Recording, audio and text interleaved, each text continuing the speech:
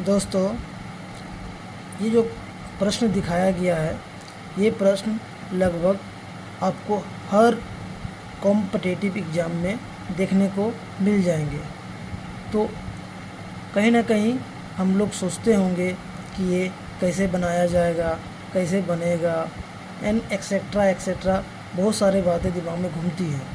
लेकिन चलिए ये क्वेश्चन को हम लोग सॉल्व करते हैं। तो सबसे पहले क्वेश्चन में जो दिया है उस पर फोकस किया जाए।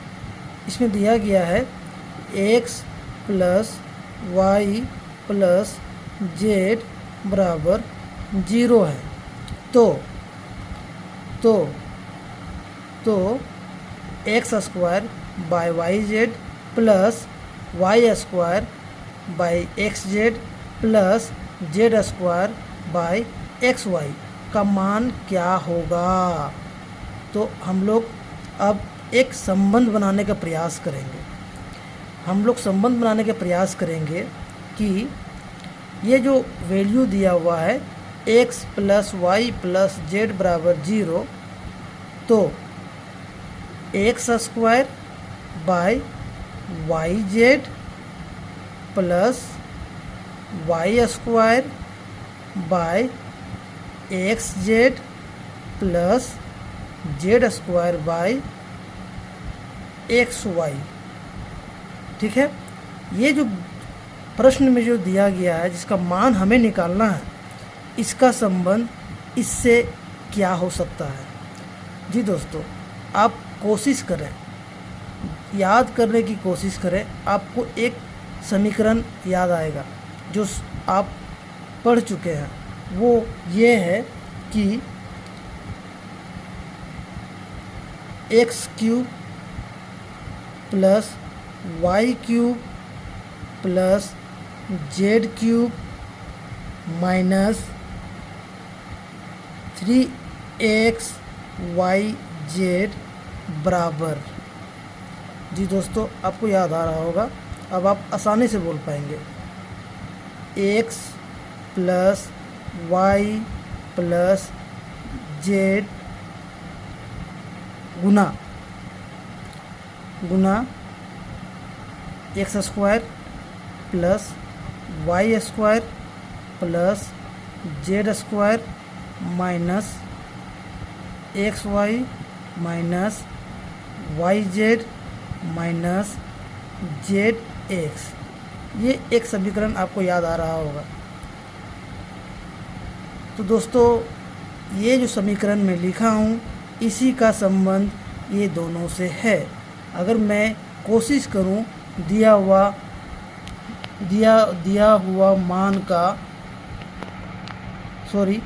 हुआ क्वेश्चन का मान निकालने के लिए, तो मैं इसी समीकरण का यूज़ करूँगा। ठीक है, अब आप देख सकते हैं कि यहाँ पर मेरा प्रश्न में दिया हुआ है x plus Y plus Z बराबर 0।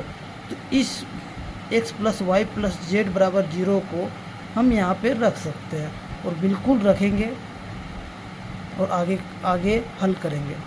चलिए, x plus Y plus Z बराबर 0 रख देने के बाद अब मेरे पास ये बचता है X square plus Y square plus Z square minus x Y minus Y Z minus Z x.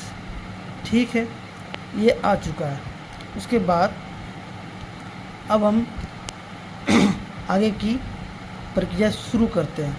अब आपको पता है कि कोई भी संख्या को जब 0 से गुना करते हैं तो वो संख्या 0 हो जाती है। इसका मतलब ये हुआ दोस्तों कि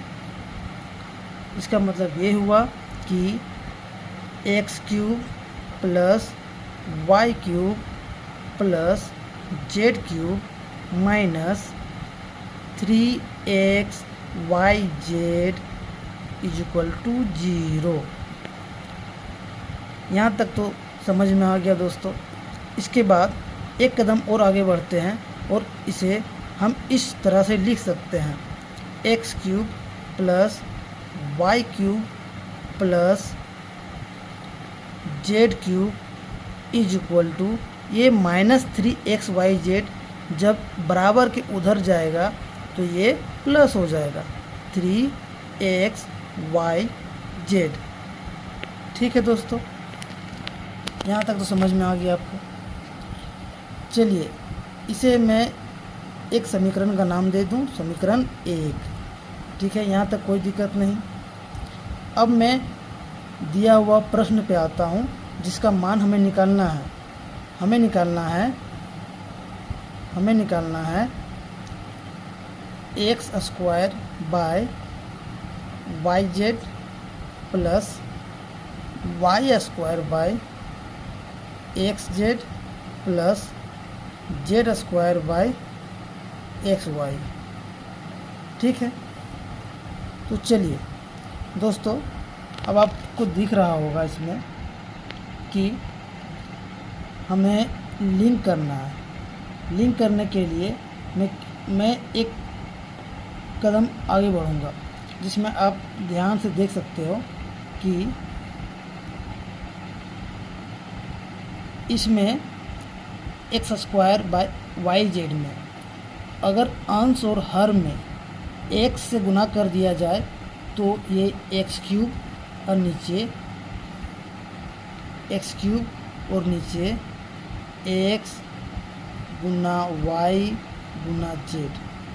ठीक है, प्लस अब इसमें दोस्तों इसके अंश में और हर में वाई से गुना करने पर ये वाई क्यूब हो जाएगा, ये हो जाएगा एक्स वाई जेड। प्लस फिर दोस्तों इसमें इसके अंश में जेड से गुना करने पर और हर में भी जेड से गुना करने पर ये हो जाएगा Z cube by X Y Z. ठीक है, यहाँ तक क्लियर है। उसके बाद अब हम लोग यहाँ पर एलसीएम मतलब लासा निकालेंगे। तो लासा आप देख रहे हैं सभी भिन्न में लासा समान है, तो लासा वही हो जाएगा एक्स गुना वाई गुना जेड।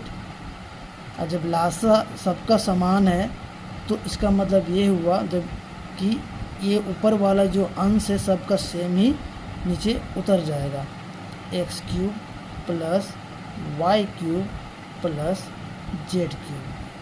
ठीक है दोस्तों, यहाँ तक क्लियर है। उसके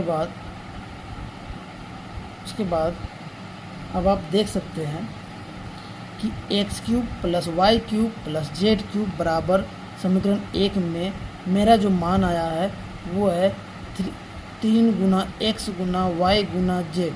क्यों ना उसके X plus Y X cube plus Y cube plus Z cube बराबर 3xyz को क्यों ना मैं यहाँ रख दूँ। जब मैं यहाँ रख देता हूँ तो ये हो जाता है 3xyz बट्टा xyz। अब आप आसानी से इसको ये कर सकते हैं कि xyz ये भाग में एक दूसरे से कट जाएंगे और सिर्फ हमारे पास 3 बचेगा जो मेरा आंसर होगा। धन्यवाद दोस्तों।